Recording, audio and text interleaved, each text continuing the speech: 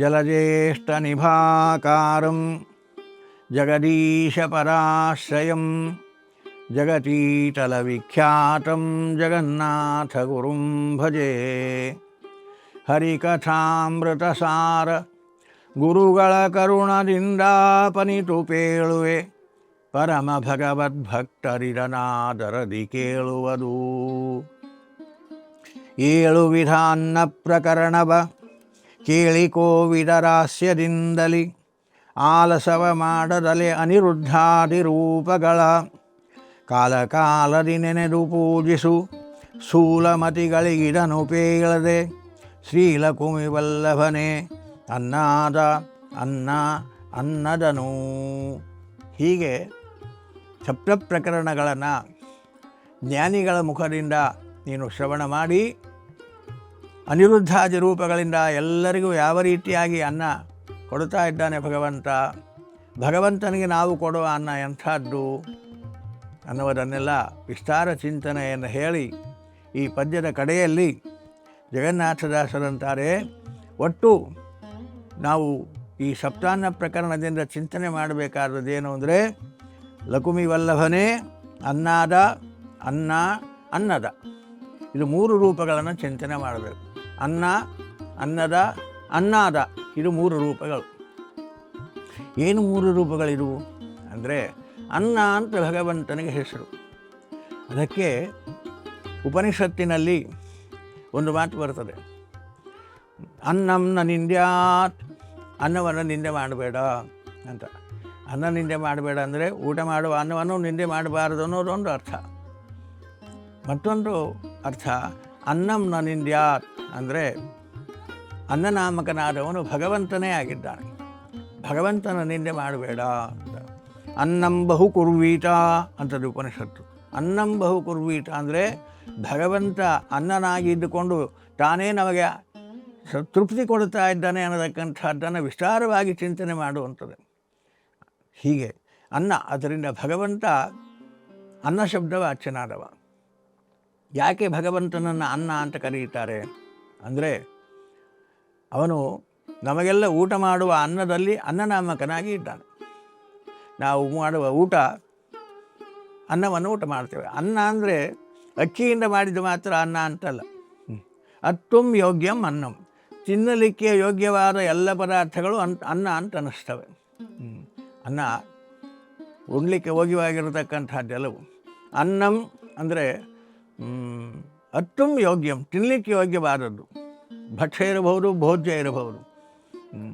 ನೀರು ಕೂಡ ಅನ್ನ ಅಂತ ಅನ್ನಿಸ್ತದೆ, ನೀರು ಕೂಡ ಅನ್ನ ಅಂತ ಅನ್ನಿಸ್ತದೆ, ಅನ್ನದಲ್ಲೇ ಸೇರಿದ್ದು. ಅನ್ನಂ, ಖಾದಂ, ಪಯಃ, ಹೀಗೆ 3 ವಿಧವಾಗಿ ಅನ್ನವನ್ನು ವಿಭಾಗ ಮಾಡ್ತಾರೆ. ತಿನ್ನಲಿಕ್ಕೆ ಯೋಗ್ಯವಾದದ್ದು, ಉಣ್ಣಲಿಕ್ಕೆ ಯೋಗ್ಯವಾದದ್ದು, ಕುಡಿಲಿಕ್ಕೆ ಯೋಗ್ಯವಾದದ್ದು, 3 ಅನ್ನ ಅಂತಲೇ ಅನ್ನಿಸ್ತದೆ. ಹಾಗಾಗಿ ನಾನು ಅನ್ನ ಊಟ ಮಾಡಿಲ್ಲ, ನೀರು ಕುಡಿದಿದ್ದೇನೆ, ನಾನು ಹಾಲು ಕುಡಿಯುತ್ತೇನೆ, ಅನ್ನ ತಿಂದಿಲ್ಲ, ಇಲ್ಲ, ಹಾಲು ಕುಡಿದರೂ ಕೂಡ ಅದು ಅನ್ನ ತಿಂದ ಹಾಗೇನೆ. ಏಕಾದಶಿ ಉಪವಾಸ ಮಾಡುವಾಗ ಅನ್ನ ತಿನ್ನೋದಿಲ್ಲ, ನಾವು ಚಪಾತಿ ಮಾಡ್ಕೊಂಡು ತಿಂತೇವೆ. ಅಂದರೆ ಚಪಾತಿ ಅನ್ನ ಅಲ್ಲವಾ, ಇದು ಜನರಿಗೆ ಅರ್ಥ ಆಗಲ್ಲ. ಅನ್ನ ಅಂದರೆ ತಿನ್ನಲಿಕ್ಕೆ ಯೋಗ್ಯವಾದದ್ದು, ಕುಡಿಲಿಕ್ಕೆ ಯೋಗ್ಯವಾದದ್ದು ಎಲ್ಲವೂ ಅನ್ನ ಅಂತ ಅನ್ನಿಸ್ತದೆ. ಹಾಗೆ ನಾವು ತಿನ್ನುವ, ಉಣ್ಣುವ, ನೆಕ್ಕುವ, ಕುಡಿಯುವ ಎಲ್ಲ ಪದಾರ್ಥಗಳು ಅನ್ನಗಳು. ಹೀಗೆ ಆ ಎಲ್ಲ ಪದಾರ್ಥದಲ್ಲಿಯೂ ಕೂಡ ಭಗವಂತ ಅನ್ನನಾಮಕನಾಗಿದ್ದು ನಮಗೆ ಆಹಾರ ತಾನೇ ಆಗ್ತಾನೆ. ಅದರಿಂದ ಭಗವಂತನನ್ನು ಅನ್ನ ಅಂತ ಕರೆಯುತ್ತಾರೆ. ಅತ್ತುಂ ಯೋಗ್ಯಂ, ತಿನ್ನಲಿಕ್ಕೆ ಯೋಗ್ಯವಾದದ್ದೆಲ್ಲವೂ ಅನ್ನ. ಆ ಎಲ್ಲ ಪದಾರ್ಥದಲ್ಲಿ ನಾವು ತಿನ್ನುವ, ಉಣ್ಣುವ, ನೆಕ್ಕುವ, ಕುಡಿಯುವ 4 ವಿಧವಾದ ಪದಾರ್ಥದಲ್ಲಿಯೂ ಕೂಡ ಭಗವಂತ ಆ ಪದಾರ್ಥದಲ್ಲಿ ತದಾಕಾರನಾಗಿ, ತದ್ಭಿನ್ನನಾಗಿ, ತತ್ಶಬ್ದವಾಚ್ಯನಾಗಿ ಅಲ್ಲಿ ಇದ್ದು ಆ ರಸವನ್ನು ಪ್ರಕಟ ಮಾಡುತ್ತಾ ನಮ್ಮನ್ನು ತೃಪ್ತಿಪಡಿಸುತ್ತಾ ಇದ್ದಾನೆ. ಕಾರಣ ಭಗವಂತನನ್ನು ಅನ್ನ ಅಂತ ಕರೆಯುತ್ತಾರೆ. ನಾವು ಉಣ್ಣುವ ಅನ್ನದಲ್ಲಿ ಅನ್ನನಾಮಕನಾಗಿ ಇದ್ದಾನೆ. ಇನ್ನು ಅನ್ನದ 2 ರೂಪಗಳು. ಅನ್ನಂ ಅತ್ತಿ ಇತಿ ಅನ್ನಾದಃ. ಅತ್ತುಂ ಯೋಗ್ಯಂ ಅನ್ನಂ, ತಿನ್ನಲಿಕ್ಕೆ ಯೋಗ್ಯವಾದದ್ದು ಯಾವುದೋ ಅದು ಅನ್ನ. ಇನ್ನು ಅನ್ನಂ ದದಾತಿ ಇತಿ ಅನ್ನದಃ, ಅನ್ನವನ್ನು ಕೊಡುವವ. ನಾವು ಎಲ್ಲೋ ಊಟಕ್ಕೆ ಹೋಗಿದ್ದೇವೆ, ಯಾರೋ ಊಟಕ್ಕೆ ಹಾಕ್ತಾ ಇದ್ದಾರೆ, ಯಾರೋ ಅಡುಗೆ ಮಾಡಿದ್ದಾರೆ, ಯಾರೋ ಬಡಿಸ್ತಾ ಇದ್ದಾರೆ, ಯಾರೋ ಅಡುಗೆ ಮಾಡಿಸಿದ್ದಾರೆ. ಅಡುಗೆ ಮಾಡಿದವನು ಬೇರೆ, ಮಾಡಿಸಿದ ಯಜಮಾನ ಬೇರೆ, ಬಡಿಸುವವನು ಬೇರೆ. ಹೀಗೆಲ್ಲ ಅನ್ನ ನಮಗೆ ಬೇರೆ ಬೇರೆ ಕಡೆಯಿಂದ ಬರ್ತದೆ. ಯಜಮಾನ ಮಾಡಿಸ್ತಾನೆ, ಅವನು ಅಡುಗೆ ಮಾಡ್ತಾನೆ, ಬಡಿಸುವವನು ಬಡಿಸ್ತಾನೆ. ಇವರೆಲ್ಲ ಅನ್ನದರೆ ಒಂದು ರೀತಿಯಲ್ಲಿ. ಈ ಮೂರೂ ಜನರಲ್ಲಿಯೂ ಕೂಡ ಭಗವಂತ ಅನ್ನದ ಅನ್ನುವ ರೂಪದಿಂದ ಇದ್ದು ಅನ್ನವನ್ನು ಕೊಡ್ತಾ ಇದ್ದಾನೆ. ಯಜಮಾನನಲ್ಲಿದ್ದು, ಅಡುಗೆ ಮಾಡುವವನಲ್ಲಿದ್ದು, ಬಡಿಸುವವನಲ್ಲಿದ್ದು, ಮೂರು ಕಡೆಯಿಂದ ನಮಗೆ ಅನ್ನವನ್ನು ಕೊಡ್ತಾ ಇದ್ದಾನೆ ಭಗವಂತ.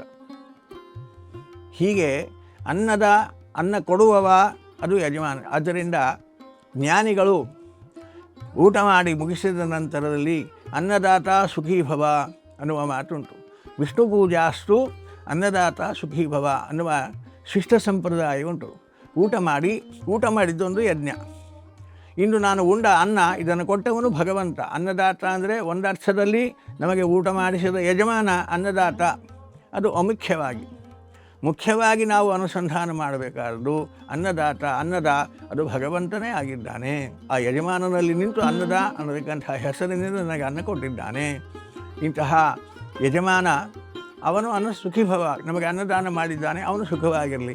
ಅವನು ಸುಖವಾಗಿರಬೇಕಾದ್ರೆ ಅನ್ನದಾತ ಸುಖೀಭವ, ನಮಗೆ ಅನ್ನ ಕೊಡುವ ಭಗವಂತ ಸುಖ ಸ್ವರೂಪನಾಗಿದ್ದಾನೆ. ಅವನ ಸ್ಮರಣೆ ಮಾಡಿದಾಗ ನಮಗೆ ಸುಖ, ಯಜಮಾನನಿಗೂ ಸುಖ ಆಗ್ತದೆ. ಬರೀ ಅನ್ನದಾತ ಸುಖೀಭವ ಅಂದರೆ ಅನ್ನ ಕೊಟ್ಟಿದ್ದೀರಿಪ್ಪ ನಿಂಗೆ ಸುಖ ಆಗಲಿ ಅಂದರೆ ಇಲ್ಲ. ಅನ್ನ ಕೊಟ್ಟವನಲ್ಲಿ ಅನ್ನದನಾದ ಭಗವಂತನ ಸ್ಮರಣೆ ಬಂದಾಗ ಆ ಸ್ಮರಣೆ ಆ ಯಜಮಾನನ ಸುಖಕ್ಕೆ ಕಾರಣ ಆಗ್ತದೆ. ಆದ್ದರಿಂದ ಅನ್ನದಲ್ಲಿ ಅನ್ನರೂಪನಾಗಿದ್ದಾನೆ. ಅನ್ನ ಕೊಡುವ ಯಜಮಾನನಲ್ಲಿ ತಾನಿದ್ದು ತಾನೇ ಅನ್ನವನ್ನು ಕೊಡ್ತಾ ಇದ್ದಾನೆ. ಮತ್ತು ಅನ್ನಂ ಅತ್ತಿ ಇತಿ ಅನ್ನಾದಹ, ನಮ್ಮಲ್ಲಿದ್ದು ಅನ್ನವನ್ನು ತಾನೇ ಊಟ ಮಾಡ್ತಾ ಇದ್ದಾನೆ. ನಮಗೆ ಊಟ ಮಾಡಲಿಕ್ಕೆ ಬರಲ್ಲ, ಅವನೇ ಊಟ ಮಾಡ್ತಾನೆ. ಯಾರಿಗೂ ಸ್ವತಂತ್ರವಾಗಿ ಊಟ ಮಾಡಲಿಕ್ಕೆ ಬರಲ್ಲ. ಭಗವಂತ ತಾನೇ ಈ ವಿಷಯವನ್ನು ಮತ್ತು ಭೋಜನ ರಸ ವಿಭಾಗ ಸಂಧಿಯಲ್ಲಿ ಬಹಳ ವಿಸ್ತಾರವಾಗಿ ಜಗನ್ನಾಥದಾಸರು ಹೇಳ್ತಾರೆ. ಅಲ್ಲಿ ಈ ವಿಚಾರವನ್ನು ಮತ್ತೆ ವಿಸ್ತಾರವಾಗಿ ಚಿಂತನೆ ಮಾಡೋಣ. ಇಲ್ಲಿ ಇಷ್ಟು ತಿಳಿಯೋಣ. ಭಗವಂತ ತಾನೇ ಊಟ ಮಾಡುವವನಲ್ಲಿ ಇದ್ದು, ಭೋಕ್ತಾನಲ್ಲಿ ಇದ್ದು ತಾನೇ ಊಟ ಮಾಡುತ್ತಾ ಇದ್ದಾನೆ. ಅನ್ನಾದ ಅಂತ ಅನಿಸಿಕೊಳ್ತಾನೆ. ಊಟ ಕೊಡುವವನಲ್ಲಿದ್ದು ಅನ್ನದ ಅನ್ನಿಸ್ತಾನೆ. ಊಟ ಮಾಡುವ ಅನ್ನದಲ್ಲಿದ್ದು ಅನ್ನ ಅಂತ ಅನ್ನಿಸ್ತಾನೆ. ಹೀಗೆ ಅನ್ನದ ಅನ್ನತಕ್ಕಂಥದ್ದು ಮೂರು ಭಗವಂತನ ರೂಪಗಳು. ಇದನ್ನು ಅನುಸಂಧಾನ ಮಾಡಬೇಕು. ಆದ್ದರಿಂದಲೇ ಈ ಪಿತೃಗಣ ಸಂಧಿ ಪ್ರಾರಂಭ ಮಾಡುವಾಗ ಒಂದು ಮಾತು ಕೇಳಿದ್ವಿ ನಾವು, ಭೋಕ್ತ ಪ್ರೇರ್ಯಂ ಪ್ರೇರಿತಾರಂಚ ಮತ್ವ ತ್ರಿವಿಧಂ ಬ್ರಹ್ಮ ಏತತ್ ಅನ್ನುವ ಶ್ವೇತಾಶ್ವತರ ಉಪನಿಷತ್ತಿನ ವಿಚಾರವನ್ನು ನಾವು ಅಲ್ಲಿ ಚಿಂತನೆ ಮಾಡಿದ್ವಿ. ಅದೇ ಶ್ವೇತಾಶ್ವತರ ಉಪನಿಷತ್ತಿನ ಚಿಂತನೆಯನ್ನು ಈ ಪದ್ಯದಲ್ಲಿ ಕೊಡ್ತಾರೆ ಜಗನ್ನಾಥದಾಸರು. ನಾವು ಶ್ರಾದ್ದ ಸಂಬಂಧಿಯಾಗಿ ಹೊರಟದ್ದಿಲ್ಲ. ಶ್ರಾದ್ದ ಮಾಡುವಾಗ ನಾವು ಕೊಡುವ ಶ್ರಾದ್ದಕ್ಕಾಗಿ ಮಾಡಿದ ಅನ್ನ ನಾನು ಊಟ ಮಾಡಿಸಿದೆ ಬ್ರಾಹ್ಮಣರಿಗೆ, ಆ ಬ್ರಾಹ್ಮಣ ಬಂದು ಹೊಟ್ಟೆ ತುಂಬ ಊಟ ಮಾಡಿ ಹೋದ. ಹೀಗೆಲ್ಲ ನಾವು ಲೋಕದ ವ್ಯವಹಾರಗಳನ್ನು ಮಾಡುತ್ತಾ ಇರ್ತೇವೆ. ಅಪರೂಪದ ಅಡಿಗೆ ಮಾಡಿಸಿದ್ದೆ, ಅನ್ನ ರುಚಿಯಾಗಿತ್ತು ಅಂತ ಹೀಗೆಲ್ಲ ಮಾತನಾಡುತ್ತಾ ಇದ್ದೇವೆ. ಅದನ್ನು ಮಾತನಾಡುವಾಗ ಎಚ್ಚರ ಇರಬೇಕು. ಅನ್ನ ರುಚಿ ಯಾಕಾಯಿತು? ಅನ್ನ ಎಲ್ಲರಿಗೂ ರುಚಿ ಹತ್ತಲ್ಲ. ಕೆಲವರಿಗೆ ರುಚಿ ಹತ್ತದ. ಇವತ್ತು ಅಡಿಗೆ ಭಾರಿ ಆಗಿತ್ತು ಕೆಲವರು ಅಂತಾರೆ, ಮತ್ತು ಕೆಲವರು ಯಾಕೋ ನನಗೆ ಅಷ್ಟು ರುಚಿ ಹತ್ತಲಿಲ್ಲ ಅಂತಾರೆ. ಮಾಡಿದ ಅಡಿಗೆ ಒಂದೇ, ಊಟ ಮಾಡಿದ ಕಾಲ ಒಂದೇ ದೇಶದಲ್ಲಿ ಇಬ್ಬರು ಊಟ ಮಾಡಿದ್ದಾರೆ. ಒಬ್ಬನಿಗೆ ರುಚಿ ಹತ್ತಿತು, ಒಬ್ಬನಿಗೆ ರುಚಿ ಹತ್ತಲಿಲ್ಲ. ನನಗೆ ಯಾಕೆ ಊಟ ಅಷ್ಟು ಸರಿಯಾಗಲಿಲ್ಲ ಅಂತ ಒಬ್ಬ ಅಂತಾನೆ, ನನಗೇನೋ ಊಟ ಭಾರಿ ಆಯ್ತು ಇವತ್ತು ಅಂತ ಒಬ್ಬರು ಅಂತಾನೆ. ಯಾಕಿದು ವ್ಯತ್ಯಾಸ ಅಂದರೆ ಅನ್ನನಾಮಕನಾಗಿ ಅನ್ನದಲ್ಲಿ ಭಗವಂತ ಇದ್ದು ಅವರವರ ಕರ್ಮಾನುಸಾರವಾಗಿ ಅವನಿಗೆ ಸುಖ ಕೊಟ್ಟ, ಇವನಿಗೆ ಸುಖ ಕೊಡಲಿಲ್ಲ. ಇದು ಅವನ ವ್ಯಾಪಾರ. ಹಾಗೆ ಚಿಂತನೆ ಮಾಡಬೇಕಂತೆ. ಹಾಗೆ ಅನ್ನದಲ್ಲಿದ್ದು ನಮಗೆ ಸವಿ ಆದರೆ, ಇವತ್ತು ಊಟ ನಮಗೆ ಸವಿ ಆಯಿತು ಅಂದರೆ ಭಗವಂತ ಅನ್ನದಲ್ಲಿ ಇದ್ದು ನಮಗೆ ಸವಿ ಕೊಟ್ಟಿದ್ದಾನೆ ಅನ್ನುವ ಅನುಸಂಧಾನ ಬರಬೇಕು. ಊಟ ಮಾಡಿಸುವ ಶ್ರಾದ್ದದಲ್ಲಿ ನಾವು ಕೊಡುವ ಅನ್ನದಲ್ಲಿ ಭಗವಂತ ಅನ್ನನಾಮಕನಾಗಿದ್ದು ಬ್ರಾಹ್ಮಣರನ್ನು ತೃಪ್ತಿಪಡಿಸ್ತಾ ಇದ್ದಾನೆ ಅನ್ನುವ ಅನುಸಂಧಾನ ಇರಬೇಕು. ಹಾಗೆ ನಾವು ಬ್ರಾಹ್ಮಣರಿಗೆ ಊಟ ಮಾಡಿಸುವಾಗ ಶ್ರಾದ್ದದಲ್ಲಿ ನಾನು ಆಮಂತ್ರಣ ಕೊಟ್ಟಿದ್ದೆ, ಬ್ರಾಹ್ಮಣರಿಗೆ ಬಂದಿದ್ದಾರೆ, ನಾನು ಅವರಿಗೆ ಅನ್ನದಾನ ಮಾಡಿದೆ. ಯಾವುದೋ ಆರಾಧನೆ ಸಂತರ್ಪಣೆ, ಆ ಸಂತರ್ಪಣೆಯಲ್ಲಿ ಅನ್ನದಾನ ಸೇವೆ ನನ್ನದಿರಲಿ, ನಾನು ಅನ್ನದಾನ ಮಾಡಿದೆ ಹೀಗೆ ತಿಳ್ಕೊಬೇಡ. ಪುಣ್ಯ ಬರ್ತದೆ, ಆದರೆ ಭಗವಂತ ಪ್ರೀತನಾಗಲ್ಲ. ಭಗವಂತ ಪ್ರೀತನಾಗಬೇಕಾದ್ರೆ ನನ್ನಲ್ಲಿದ್ದು ಅನ್ನ ಕೊಟ್ಟವನು ಅವನೇ. ನನ್ನಲ್ಲಿ ಇದು ನನಗೆ ಅಪಾರವಾದ ಸಂಪತ್ತನ್ನು ಸಂಯೋಜನೆ ಮಾಡಿ ದಾನ ಕೊಡುವ ಬುದ್ಧಿಯನ್ನು ನನಗೆ ಕೊಟ್ಟು ನನ್ನಲ್ಲಿ ನಿಂತು ತಾನೇ ದಾನ ಮಾಡ್ತಾ ಇದ್ದಾನೆ. ನನ್ನ ಮೇಲೆ ಅನುಗ್ರಹಿಸಿ ನನ್ನ ಮೇಲೆ ಪ್ರೀತನಾಗಿ ನನ್ನನ್ನು ಉದ್ಧಾರ ಮಾಡಬೇಕು ಅನ್ನುವ ಕಾರಣಕ್ಕಾಗಿ ಭಗವಂತ ನನ್ನಲ್ಲಿ ನಿಂತು ಈ ವ್ಯಾಪಾರವನ್ನು ಮಾಡಿಸ್ತಾ ಇದ್ದಾನೆ, ಅನ್ನದಾನವನ್ನು ಮಾಡಿಸ್ತಾ ಇದ್ದಾನೆ. ಇದು ಅವನ ವ್ಯಾಪಾರ ಅನ್ನುವ ಅನುಸಂಧಾನ ಊಟ ಮಾಡಿಸುವವನಿಗಿರಬೇಕು. ಇಲ್ಲ ಭಗವಂತನ ಪ್ರೀತಿಯಿಂದ ವಂಚಿತನಾಗ್ತಾನೆ. ಅನ್ನದಾನ ಮಾಡಿದ ಎತ್ಕಿಂಚಿತ್ ಪುಣ್ಯ ಬರಬಹುದು, ಆ ಪುಣ್ಯದಿಂದ ಸ್ವರ್ಗಾದಿ ಲೋಕಗಳಾಗಬಹುದು. ಭಗವಂತ ಪ್ರೀತನಾಗಲ್ಲ. ಭಗವಂತ ಪ್ರೀತನಾಗಬೇಕಾದ್ರೆ ಅವನೇ ಅನ್ನದ, ನನ್ನಲ್ಲಿ ನಿಂತು ಅವನೇ ಅನ್ನದಾನ ಮಾಡುತ್ತಾ ಇದ್ದಾನೆ ಅನ್ನುವ ಅನುಸಂಧಾನ ಇರಬೇಕಾಗ್ತದೆ. ಹೀಗೆ ಊಟ ಮಾಡುವ ಅನ್ನದಲ್ಲಿ ಅನ್ನನಾಗಿದ್ದು ಅನ್ನ ಅಂತ ಅನ್ನಿಸ್ತಾನೆ, ದಾನ ಮಾಡುವವನಲ್ಲಿದ್ದು ಅನ್ನದ ಅಂತ ತಾನೇ ಅನ್ನಿಸ್ತಾನೆ. ಊಟ ಮಾಡುವ ಭೋಕ್ತಾ ಪುರುಷನಲ್ಲಿ ಶ್ರಾದ್ದಕ್ಕಾಗಿ ಬ್ರಾಹ್ಮಣರಿಗೆ ಆಮಂತ್ರಣ ಕೊಟ್ಟಿರ್ತೇವೆ, ಊಟ ಮಾಡ್ತಾರೆ. ಒತ್ತಾಯ ಮಾಡಿ ಅವರಿಗೆ ಪದಾರ್ಥಗಳನ್ನು ಹಾಕ್ತಾ ಇರ್ತೇವೆ, ಭಕ್ಷ್ಯಗಳನ್ನೆಲ್ಲ ಹಾಕ್ತಾ ಇರ್ತೇವೆ. ಊಟ ಮಾಡಿರಿ ಅಂತ ಶ್ರದ್ಧೆಯಿಂದ ಊಟ ಮಾಡಿರಿ ಬಡಿಸ್ತಾನೆ. ಅವನು ಕೂಡ ಊಟ ಮಾಡ್ತಾನೆ. ಊಟ ಮಾಡುವವನೂ ಕೂಡ ಈ ಅನುಸಂಧಾನ ಇರಬೇಕು, ಊಟ ಮಾಡಿಸುವವನಿಗೂ ಅನುಸಂಧಾನ ಇರಬೇಕು, ಇಬ್ಬರಿಗೂ ಇರಬೇಕು ಈ ಅನುಸಂಧಾನ. ಏನು, ನಾನು ಊಟ ಮಾಡುವವನಲ್ಲ, ಭಗವಂತ ನನ್ನಲ್ಲಿದ್ದು ಈ ಊಟ ಮಾಡಿ ನನಗೆ ಸುಖ ಕೊಡ್ತಾ ಇದ್ದಾನೆ. ನನಗೆ ಸ್ವತಂತ್ರವಾಗಿ ಭೋಜನ ಮಾಡುವ ಶಕ್ತಿ ಇಲ್ಲ, ನನಗೆ ಸ್ವಾತಂತ್ರ್ಯ ಇಲ್ಲ. ಭಗವಂತನೇ ನನ್ನಲ್ಲಿದ್ದು ಹೋಗ್ತಾ ಅನಿಸಿ ಈ ಊಟವನ್ನು ತಾನೇ ಮಾಡಿ ನನ್ನನ್ನು ಸಂತೋಷಪಡಿಸ್ತಾ ಇದ್ದಾನೆ. ಇದು ಭಗವಂತನ ವ್ಯಾಪಾರ ಅನ್ನುವ ಅನುಸಂಧಾನ ಊಟ ಮಾಡುವವನಿಗಿರಬೇಕು. ಊಟ ಮಾಡಿಸುವವನಿಗೂ ಕೂಡ ಭಗವಂತ ಅಲ್ಲಿದ್ದು ಈ ಭೋಜನವನ್ನು ಸ್ವೀಕಾರ ಮಾಡಿ ಆ ಚೇತನನನ್ನು ಸಂತೋಷಪಡಿಸ್ತಾ ಇದ್ದಾನೆ. ಹೀಗೆ ಅನುಸಂಧಾನ ಊಟ ಮಾಡಿಸುವವರಿಗೂ ಇರಬೇಕು, ಊಟ ಮಾಡುವವರಿಗೂ ಇರಬೇಕು. ಅವನೇ ಅನ್ನದ, ಅವನೇ ಅನ್ನವನ್ನು ಊಟ ಮಾಡತಕ್ಕಂಥವ. ಹೀಗೆ ಅನುಸಂಧಾನ ಶ್ರಾದ್ದದಲ್ಲಿ ಇರಬೇಕು. ಇಲ್ಲ ನಾನು ಭಾರಿ ಊಟ ಮಾಡಿಸಿದೆ ಅನ್ನೋ ಅಹಂಕಾರ ಬಂದು ಹೋಗ್ತದೆ. ಅಹಂಕಾರ ಎಲ್ಲಿರ್ತದೋ ಅಲ್ಲಿ ಭಗವಂತ ಇರಲ್ಲ, ಅಲ್ಲಿ ಭಗವಂತನ ಪ್ರೀತಿ ಇರಲ್ಲ. ಅಹಂಕಾರ ಕಳ್ಕೋಬೇಕಾದ್ರೆ ಇದು ನಂದಲ್ಲ, ನಾಹಂಕರ್ತ ಹರಿಃಕರ್ತ ತತ್ಪೂಜಾ ಕರ್ಮ ಚಾಖಿಲಂ ತಥಾಪಿ ಮತ್ಕೃತ ಪೂಜಾ ತತ್ಪ್ರಸಾದೇನ ನಾನ್ಯಥ. ನಾನು ಮಾಡಿದ್ದಲ್ಲ, ಭಗವಂತ ಇದನ್ನು ನನ್ನಲ್ಲಿ ನಿಂತು ನನ್ನ ಹಿತಕ್ಕಾಗಿ, ನನ್ನ ಸಾಧನೆಗಾಗಿ, ನನ್ನ ಶ್ರೇಯಸ್ಸಿಗಾಗಿ, ನನಗೆ ಯಾವುದು ಹಿತ ಅಹಿತ ಅನ್ನೋದು ಗೊತ್ತಲ್ಲದೇ ಇರುವಾಗ ತಾನೇ ನನ್ನಲ್ಲಿ ಪ್ರವೇಶ ಮಾಡಿ ಈ ವ್ಯಾಪಾರವನ್ನು ನನ್ನಿಂದ ಮಾಡಿಸ್ತಾ ಇದ್ದಾನೆ. ಇದು ಅವನ ಪೂಜೆ ಆಗಲಿ, ಇದರಿಂದ ಅವನು ಪ್ರೀತನಾಗಲಿ ಅನ್ನುವ ಅನುಸಂಧಾನ ಇರಬೇಕು ಪ್ರತಿಯೊಂದು ಕ್ರಿಯೆಯಲ್ಲಿಯೂ ಕೂಡ. ಅದರಿಂದ ಶ್ರಾದ್ದದಲ್ಲಿ ಬಹಳ ಎಚ್ಚರದಿಂದ ಇದನ್ನು ಅನುಸಂಧಾನ ಮಾಡಬೇಕು. ಶ್ರಾದ್ದ ಪ್ರಕರಣದಲ್ಲಿ ಈ ವಿಚಾರವನ್ನು ಹೇಳ್ತಾ ಇದ್ದಾರೆ ಪಿತೃಗಣ ಸಂಧಿಯಲ್ಲಿ. ಏಕೆಂದರೆ ನಾವು ಶ್ರಾದ್ದ ಅನಿವಾರ್ಯ ಮಾಡೇ ಮಾಡ್ತೇವೆ. ಶ್ರಾದ್ದ ಮಾಡುವಾಗ ಮಾಡ್ತೀರಿ, ಈ ಅನುಸಂಧಾನ ಇಟ್ಟುಕೊಂಡು ಮಾಡು. ಬ್ರಾಹ್ಮಣರಿಗೆ ಊಟ ಮಾಡಿಸ್ತೀರಿ, ಮಾಡಿಸಲ್ಲ ಅಂತಿಲ್ಲ, ಮಾಡಿಸ್ತೀರಿ. ಆದರೆ ಈ ಅನುಸಂಧಾನ ಇಲ್ಲ ಅಂದರೆ ಊಟ ಮಾಡಿಸಿದ್ದಕ್ಕೆ ಶ್ರಾದ್ದ ಮಾಡೋದಕ್ಕೆ ಏನು ಅರ್ಥ ಇಲ್ಲ. ಕಾರಣ ಶ್ರಾದ್ದದ ಪ್ರಧಾನ ಅಂಗವೇ ಭೋಜನ, ಬ್ರಾಹ್ಮಣ ಭೋಜನವೇ ಪ್ರಧಾನವಾದ ಅಂಗ. ಶ್ರಾದ್ದದಲ್ಲಿ ಪಿಂಡ ಪ್ರಧಾನಾದಿಗಳು ಒಂದು ಅಂಗವಾದರೆ ಪಿಂಡ ಪ್ರಧಾನದ ಜೊತೆ ಮೊದಲು ಆಗಬೇಕಾದ್ರೆ ಬ್ರಾಹ್ಮಣರ ಭೋಜನ. ಹಾಗೆ ಬ್ರಾಹ್ಮಣರ ಭೋಜನ ಮಾಡಿಸುವಾಗ ಆ ಬ್ರಾಹ್ಮಣರು ಊಟ ಮಾಡುವ ಅನ್ನದಲ್ಲಿ ಭಗವಂತನಿದ್ದಾನೆ, ಊಟ ಮಾಡುವ ಬ್ರಾಹ್ಮಣನಲ್ಲಿ ಇದ್ದಾನೆ, ಊಟ ಮಾಡಿಸುವ ಯಜಮಾನನಲ್ಲಿ ಇದ್ದಾನೆ. ಈಗ ಮೂರು ಕಡೆಗೂ ಭಗವಂತ ತಾನೇ ಇದ್ದು ಈ ವ್ಯಾಪಾರವನ್ನು ನಡೆಸುತ್ತಾ ಇದ್ದಾನೆ. ಅವನಿಂದ ನಡೆದ ಈ ವ್ಯಾಪಾರ ಅವನ ಪೂಜೆ ಆಗಲಿ, ಅವನು ಪ್ರೀತನಾಗಲಿ ಅಂತ ಅನುಸಂಧಾನ ಮಾಡಿದಾಗ ಅಪಾರವಾದ ಭಗವಂತನ ಪ್ರೀತಿ ದೊರೆಯುತ್ತದೆ. ಈ ಅನುಸಂಧಾನದಿಂದ ಮಾಡಬೇಕಾದದ್ದು. ಈ ಅನುಸಂಧಾನಗಳನ್ನು ಜಿಜ್ಞಾಸುಗಳಿಗೆಲ್ಲದೆ ಸ್ಥೂಲಮತಿಗಳಿಗೆ ಇದನ್ನು ಪೇಳಬೇಡ ಅಂತಾರೆ. ಪೇಳದೆ ಸ್ಥೂಲಮತಿಗಳಿಗೆ, ಈ ಜಿಜ್ಞಾಸೆ ಇಲ್ಲದವರಿಗೆ ಇದನ್ನು ತಿಳಿಸಬೇಡ.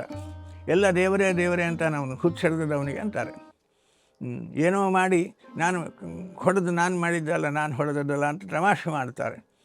ಹೀಗೆಲ್ಲ ಅಪಹಾಸ್ಯಕ್ಕೆ ಒಳಗಾಗ್ತೀರಿ.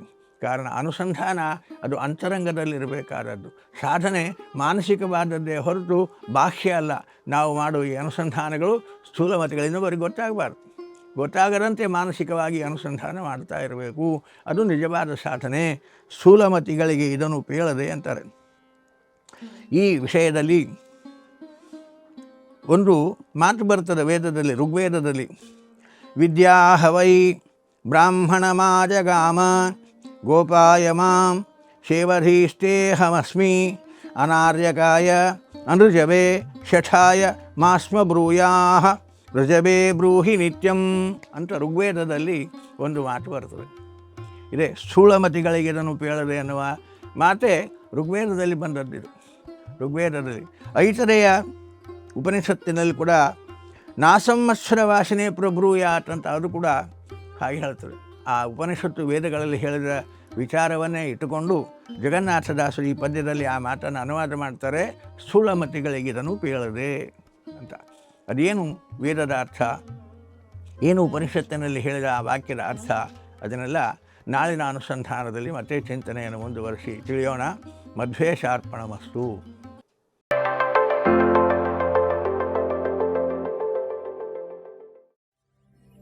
ವಿಶ್ವ ಪ್ಲಸ್ ಜನಹಿತಕ್ಕಿದು ಜ್ಞಾನದ ಜಾಲ.